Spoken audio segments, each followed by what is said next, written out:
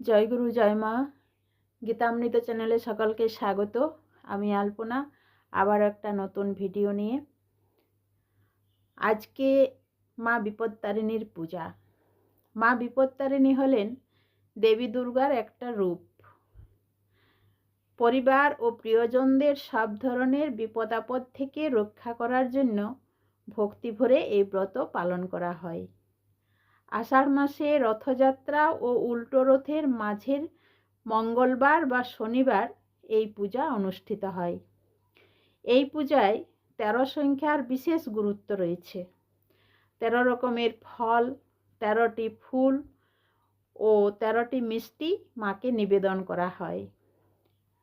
13টি দুর্বা ঘাস ও 13টি গিট দেওয়া পবিত্র লাল সুতা পূজার পর রক্ষা কবচ হিসাবে হাতে ধারণ করা হয়।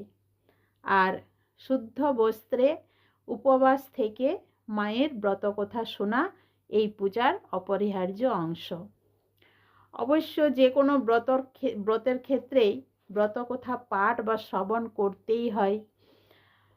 তো চলুন মা বিপত্তারিণীর ব্রতকথা আমরা এখন শ্রবণ করি।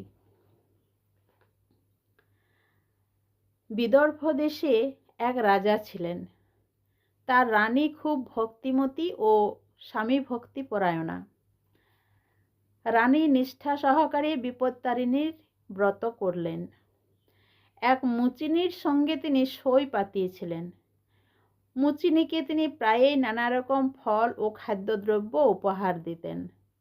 মুচিনি খুব গরিব, তবু তার খুব ইচ্ছা রানীকে কিছু দেয়।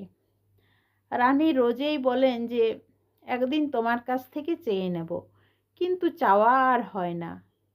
হঠাৎ একদিন রানী বললেন, তোমরা তো গোমাংস রান্না করো, একদিন একটু নিয়ে এসো, দেখবো কি রকম। মুচিনি রানীর কথা শুনে খুব খুশি। খুব যত্ন করে সে গোমাংস রাঁধল।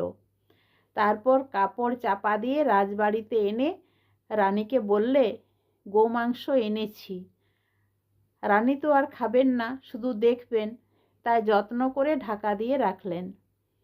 এদিকে হয়েছে কি, মুচিনি গোপনে গোমাংস আনলো বটে, কিন্তু রাজবাড়ির একটা চাকর তা দেখতে পেয়ে গেল।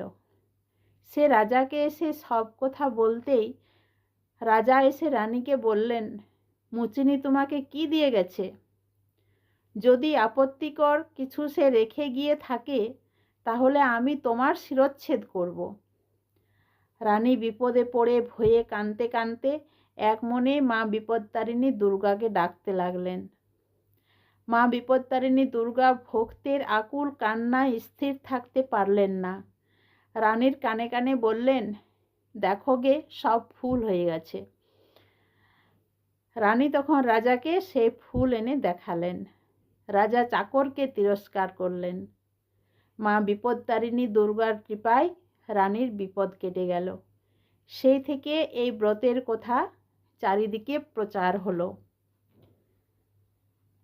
তো আমাদের এই ব্যস্ত জীবনে আমরা হয়তো অনেক ঐতিহ্যই হারিয়ে ফেলেছি, কিন্তু মায়ের প্রতি এই সরল বিশ্বাস আজও বাঙালির পরিবারগুলিকে এক সুতোয় বেঁধে রেখেছে।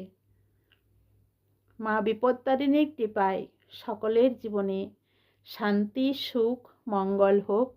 জয় মা বিপত্তারিণী। জয় গুরু, জয় মা।